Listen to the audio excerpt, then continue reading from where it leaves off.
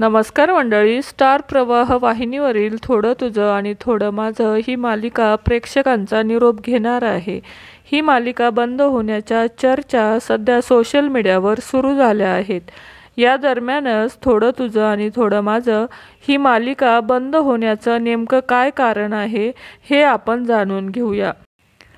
तर मित्रांनो, थोडं तुझं आणि थोडं माझं ही मालिका TRP लिस्टमध्ये दुसऱ्या किंवा तिसऱ्या क्रमांकावर असली तरी मालिकेचे कथानक एवढे चांगले नाहीये। प्रेक्षक मालिकेला पसंती देत नाहीयेत, परंतु मालिकेत ट्विस्ट नेमकं कसे आणावे हेच कळत नाही।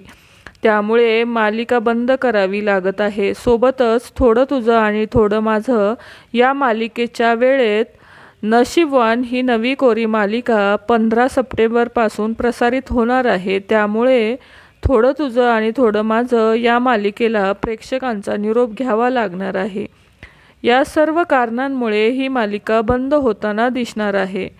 तर मंडळी, थोडं तुझं आणि थोडं माझं ही मालिका तुम्ही पाहता का? नक्की कमेंटमध्ये सांगा। मालिका विश्वातील अशाच नवनवीन अपडेट जाणून घेण्यासाठी आपल्या चॅनलला नक्की सबस्क्राईब करा। धन्यवाद।